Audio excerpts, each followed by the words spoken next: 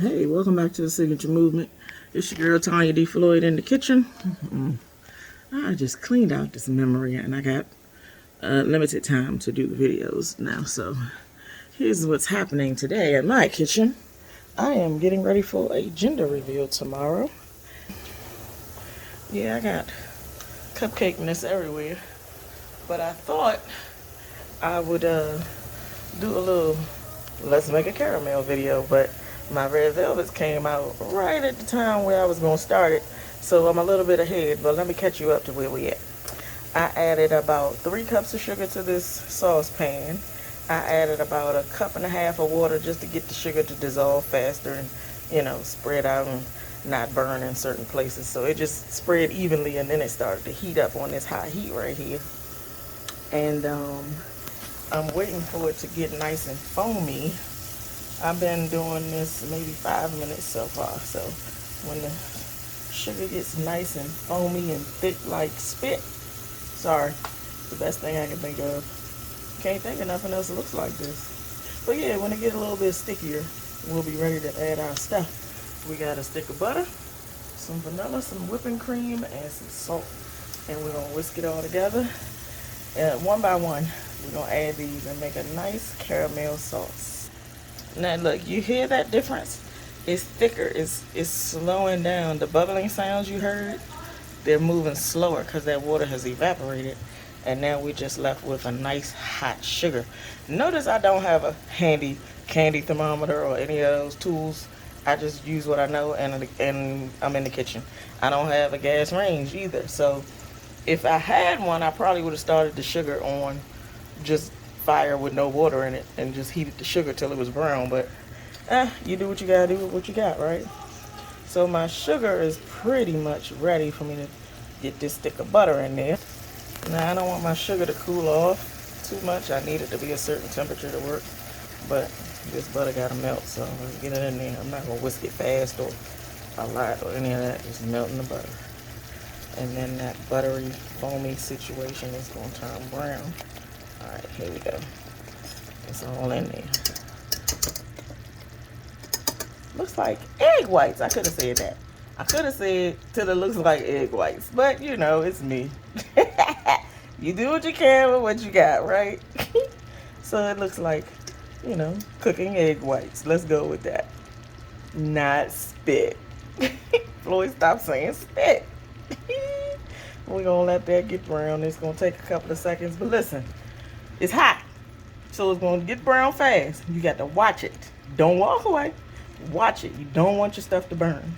You get it in there, you let it get nice and hot and, to the right temperature, and it'll start turning gradually in those little places in the middle.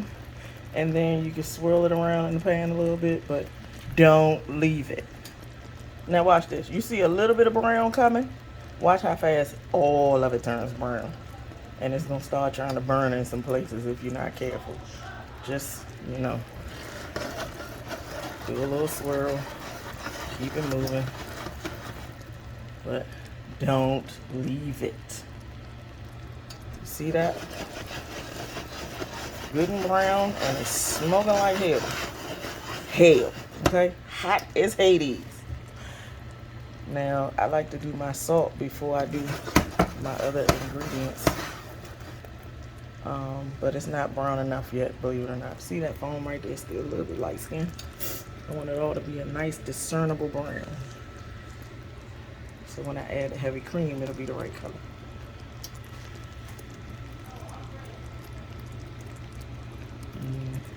And part of the beauty of making a caramel is it's gotta be like almost burnt for it to be right.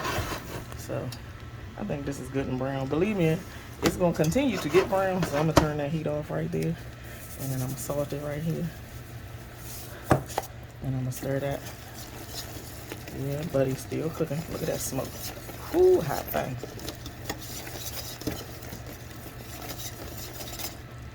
And then I'm gonna add my vanilla. Just a little shake here. You hear that? Tomato paste and made. Spitting made. Smells great though. Child. It's still heat. Still cooking. do not taste this for about 5 to 6 minutes after you're done. It's not dark enough to be my caramel sauce yet, but again, it's gonna continue to get dark because it's still bubbling and still cooking. See that? Now, here comes the fun part. How much of that did I put in there? About a 1/4 cup so far. But this is, you gotta be careful. Keep your hand high up on the, see how big my whisk is? I don't want my hand nowhere near that. It's hot as hell. I'm gonna add some more. Because I want a caramel sauce, not a thick caramel. I'm actually gonna mix it into some frosting to make my caramel frosting for my snickerdoodle cupcakes. But look at that. That there is a caramel sauce. It's gonna get thick and it's gonna brown a teeny bit more while it's sitting here. I'm gonna sit it over there because I don't want it to cook no more. I just want it to do what it do. And there we go. That there is my caramel sauce. It's still too hot to taste. Don't touch it. Just, you know, make sure you scrape these sides and don't let it get stuck and thick and, you know, right around the sides. Get it all mixed in there. Make sure it's the same consistency throughout. You see how thick that is? It's going to get thicker as it cools. And then I'm going to put it in my mason jar and set it to the side till I'm ready to fold it into my frosting. Probably tomorrow. But, yeah, caramel sauce. Again, don't touch it. Not yet. Give it about 5-6 minutes till it gets to a nice, decent temperature before you lose your whole tongue. Won't be able to taste nothing for a week if you take it now. And usually when I do taste it, I do like this. I take my whisk and I drizzle a little bit on a saucer or something. And then I scrape that off with my finger. After it's touched another surface, it usually cools off just a little bit more. And if it's not perfect, it'll still be warm enough for you to add some more salt or some more vanilla. But that's pretty much all you're gonna need. And why salt? Because I just took 3 cups of sugar and made some caramel. It's all sugar. I needed to be salt so I can have some balance. And because it's a salted caramel, how much salt you add, how much salted caramel you want, depends on you. But, yeah, that's it. Bang, bang. Caramel. It's not hard at all. I'm ready to taste it. Look at this. Look at the consistency, how it's changed. It's only been a couple of minutes. But it's a whole caramel situation. Boy, you talking about some sugar daddy, sugar baby. What? You probably need to add a little bit of, what you call that, Caro syrup, or they call it something else.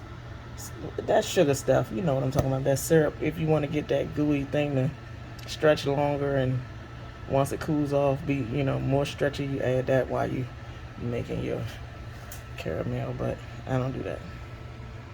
Now I'm gonna taste it.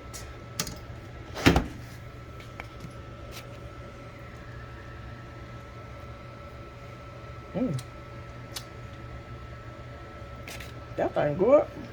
Try to stick to my teeth though. That's what you want right there. Boom. Boom.